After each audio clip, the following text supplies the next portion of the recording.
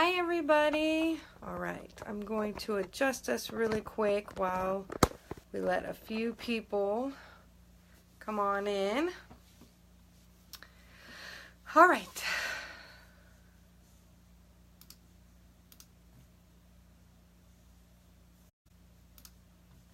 All right, I'm getting my notes.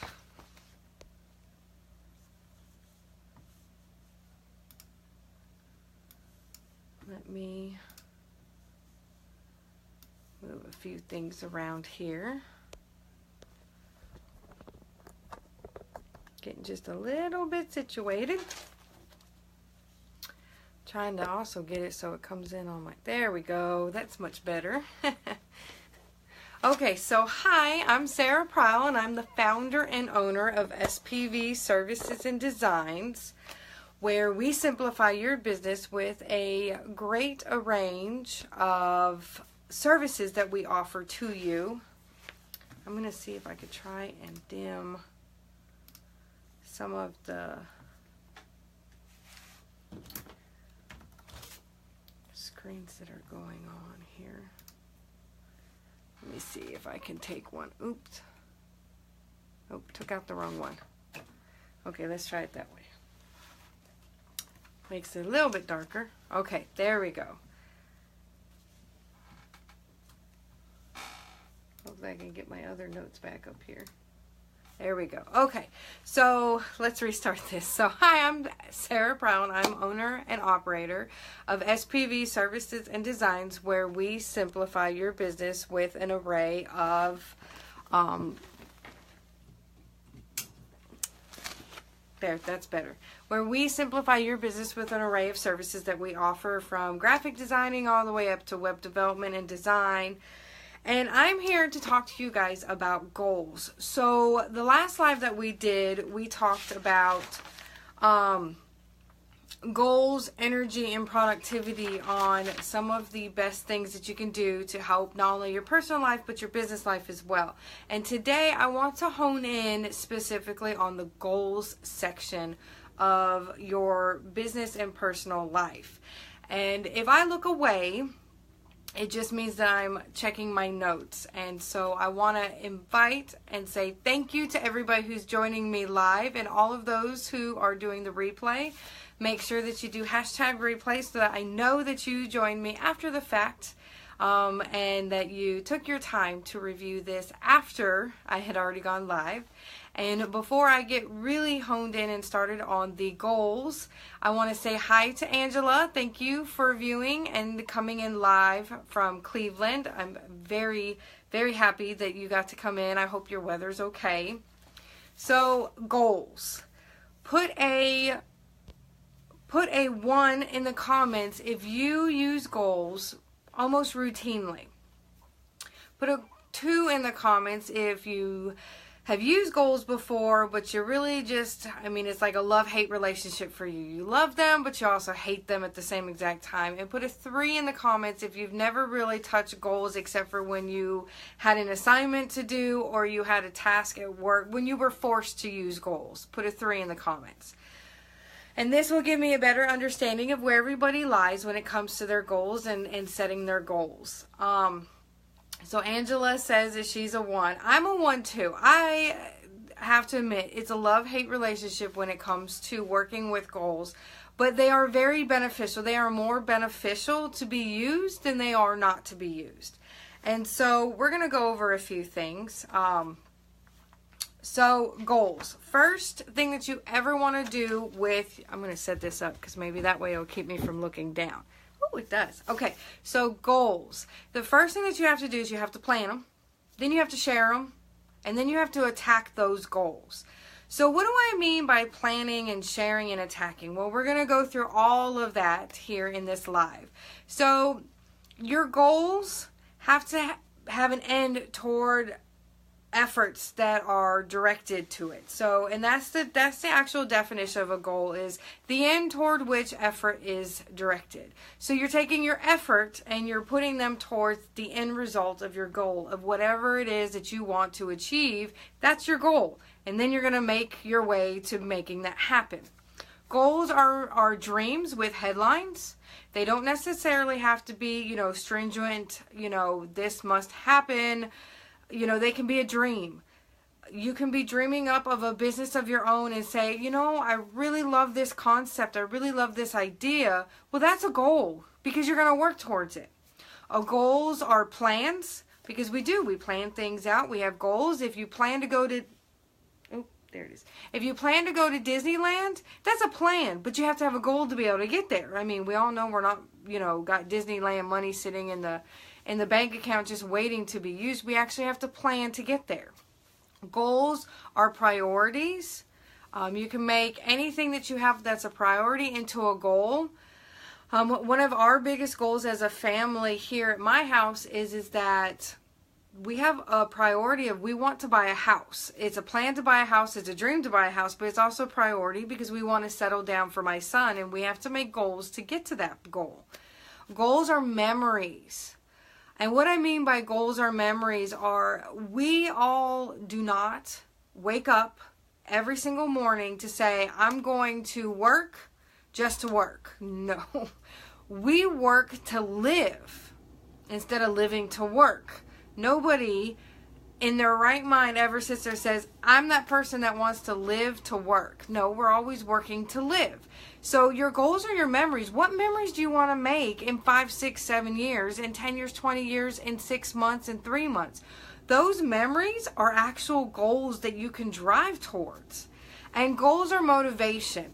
If your goals don't motivate you to want to do something, to get to that end result by the efforts that you make, then it's not really a goal. You shouldn't be putting it down as a goal because you really want to have that motivation going with your goal. If it does not ignite your heart, inspire you, and just drive you to want to complete it, you're going to write that goal, and then that's all it's going to be. It's just something written down on a piece of paper that's never going to be met. You're never going to meet that goal. So a few things about goals that you have to know about. You have to set them. You honestly have to actually set the goal. And one of the best ways to set something is to write it down. Write it down on a dry erase board, a chalkboard, a calendar, your planner. Write it down in a notebook. Write it down on a Post-it note and stick it all over your house. I do that, by the way. My notes get put all over my house. But make sure that you write it down. Write it down on a phone. Text it to your spouse. Then you have to find systems to support that goal. So if your goal is fitness, then you're going to have to start finding exercises that get you to your weight loss goal. You're going to have to find a support system. You're going to need to know what kind of foods you need to eat. You need to find systems that support it. Wake up at a decent time. Go to bed at a decent hour. Make sure that you're eating the right foods. Make sure that when you're shopping that you're not straying down those aisles that you shouldn't be straying down. You have a goal to start a business. Well, you put that goal down on paper. You're going to start your business. Well, now you have to have this system to support that.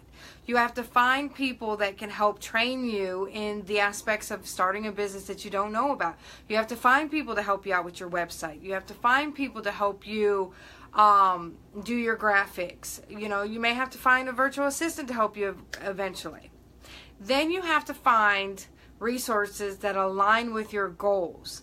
You do not want to just set up systems where you have a block schedule for working your business from 8 to 5 with an hour lunch and your 2 15-minute breaks. Those are systems to get your work done. But what resources are you going to utilize? Are you going to find a how-to dummy book, Cliff Notes? Are you going to go find somebody that has started their own business that you trust to be able to get help from? You've got to find some type of resources that align with your goals to help you achieve them. You can't do them completely all by yourself and just from whatever you come up with in your mind. You really have to have resources. And last but not least, accountability. You have to have people out there that are going to hold you accountable to your goals.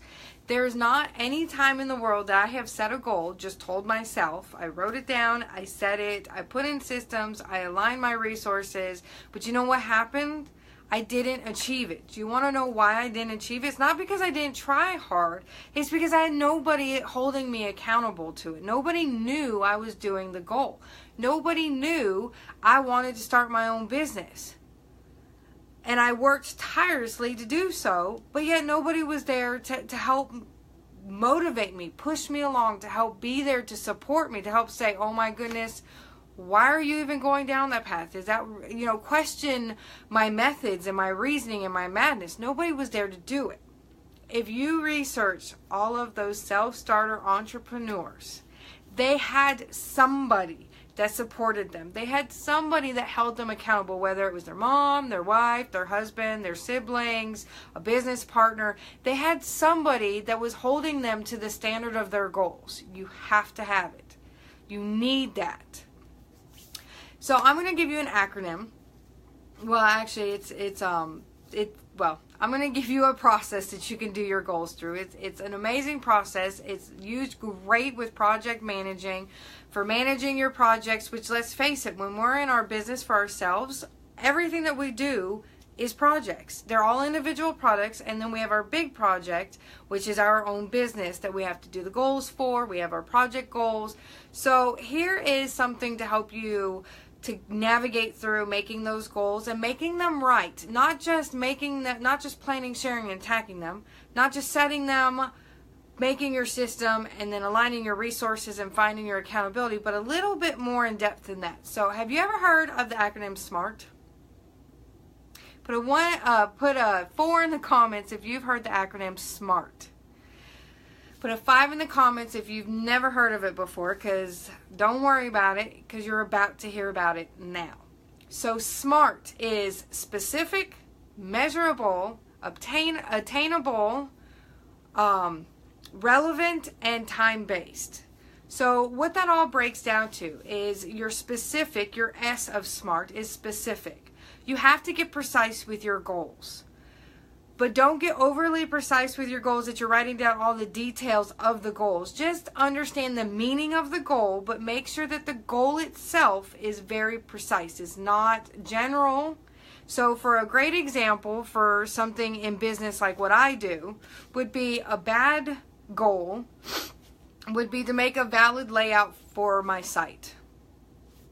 That's a horrible goal. It's too generalized. There's nothing really in it.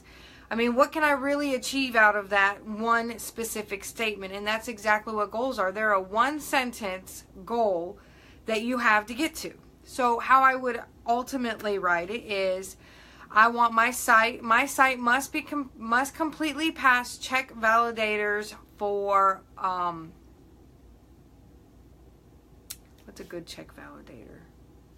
For W3, it is, what I use in mine is for W3C, and that's a whole different website. This is just an example, so please don't worry about you having to have your site checked through those validators. Another good one would be, my site must be equally displayed in browsers,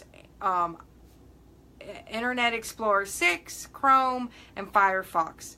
An incorrect written goal for that one would be make a cross-browser layout of my website. Well, what cross-browsers do I want it to sit on? We have a ton. Safari, Chrome, we have Internet Explorer, we have Firefox, we have, what are some of the other ones? I can't remember. But you have a ton. Well, what do you really want them to be specific to? So a good fitness goal would be, I want to work out every day of the week. That's a horrible goal.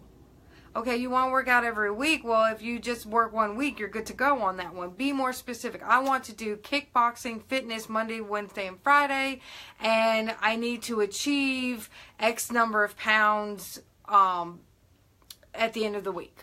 You know, a really good fitness goal is I need to achieve X amount of pounds at the end of the month. You've got to have a start and a finish to the goal that's precise. So measurable is the M of SMART, and that's measuring your achievements.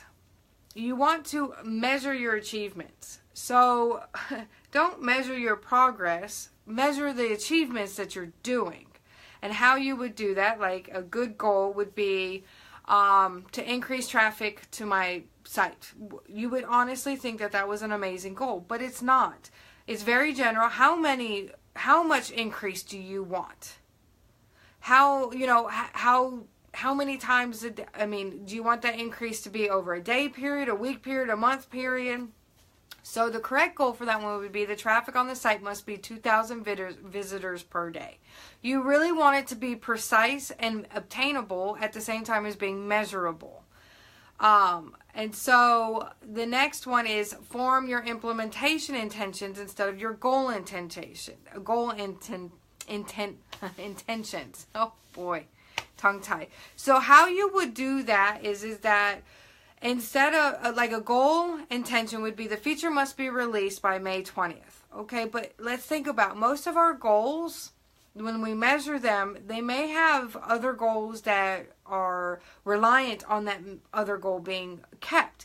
So for instance, if I had a goal of my messenger bot must be released to my Facebook page on May 20th, there could be other factors in there that change it. So my implementation intention goal would be if the feature is still under development on May 5th, an extra developer or an extra pretty much an extra developer at that point would be invited to the project. So for instance, if you had a goal intention for I must lose 25 pounds by May 20th. Okay, so I lose 25 pounds. I'm going to lose it, but what happens if something goes wrong? What happens if I get sick? Or what happens if I end up with a broken foot or a broken toe, or I go on vacation, or, work piles on top of me? And so I don't, being able to have every single day happen, with losing weight doesn't mean that I'm going to make that goal by the 20th. So you would do if goal weight is still being obtained by May 5th, need to add in extra exercises, like maybe add in more cardio or something. So that's how you would do that. So the A of SMART, obtainable. Okay, attainable is amazing because we want to reach those goals. And so an unreachable goal would be the goals are unrealistic, and an inclusive goal is the goals are unclear. So how you would do that is your attainability is to set to your strengths. So don't set goals that you may not be very strong in. And if you're on a team, you want to make sure that everybody who has a goal, you're setting those to their strengths and not playing on somebody else's weakness, because then they're not going to be able to attain that goal. The other one is to set learning goals, not performance goals. Let's face it, every time that we have a deadline that's set and is on our performance, if we have not completed X, Y, and Z by such and such date, a lot of the times those are going to be the ones that never ever get completed because they're stressed on it and they had to sit there and do this and then go off and do this, and maybe it didn't have all of their strengths in it. So we want to make sure that we're setting these goals so that they can be reached. And learning goals are amazing to be able to set. And I have something about... So usually when people face performance goals, that I can't outperform others is what the goal answers the questions like I can't outperform others. They focus on the end result and have a strong comprehension of failure. Doing so decreases their motivation and stops them from completing their goals collaboratively. So with learning goals, people are able to devote their cognitive resources to a second task with minimal impact or performance. So make sure that you are setting your goals not necessarily to performance. Who outperformed who? Such and such has to do this performance before such and such can happen. You don't want to do that. You want to make sure that you're promoting teamwork and learning in every single goal that you set. All right, relevant. You have to keep your goals inspiring. They need to be relevant, but they need to be inspiring you. You have to be able to feel motivated to do those goals. And then you also need to have them relevant and related. So if you're going to have fitness goals, make sure that all of your fitness goals pertain and circle anything that deals with fitness. Don't make a goal that encompasses fitness and work life, because you're never going to be able to set them. Make sure that you keep everything tied on its own, and make sure that your goals are set to being strengthening goals for motivating you, and that they are set as only being relevant. Don't set a small goal.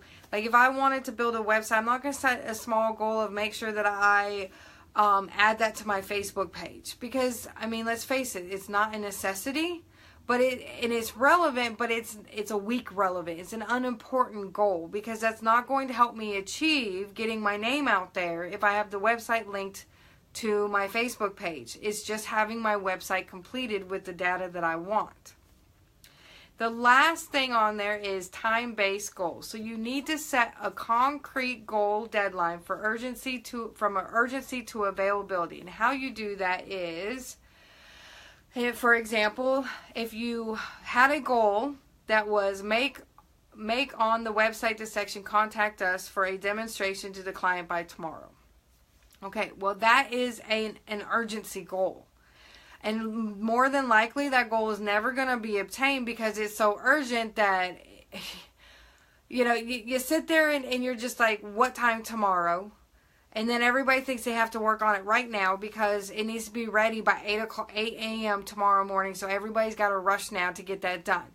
So set an achievable, obtainable, available goal by changing make on the website the section contact us for demonstration, and instead change it to make on the website the section contact us for demonstration to client by noon with a date, because then it looks obtainable.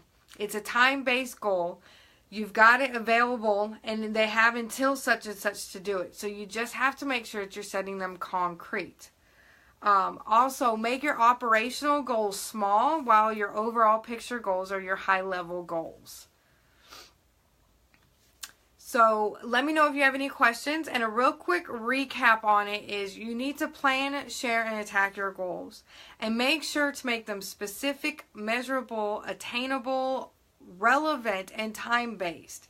And if you do all of those steps, your goals you're gonna be able to check them goals off as you complete them.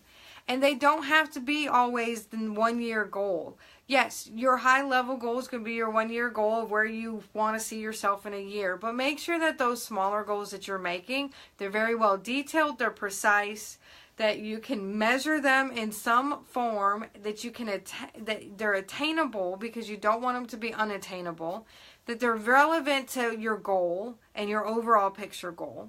And make sure that you put some time-based constraints on them. Don't just say by tomorrow, by Sunday, by Monday. Make an actual available time. 10 o'clock Monday morning on March 12th, 2018 is when I want this done. Because then you can start making the tasks that fit that goal to be able to achieve it by the end of 10 o'clock on March 12th. Let me know if you have any questions. I look forward to seeing you guys on Wednesday to talk more in depth about what we talked about last week, which was energy, which was the second section of the goals, energy, and productivity live that I did last week. So I will see you guys later. Thanks for joining me. And really let me know if I can help you out. If you've got any questions, post them in the comment or send me a message. I'm here to help you guys, as well as to show you guys what SPV services and designs can do for you. I look forward to seeing you guys Wednesday. Bye.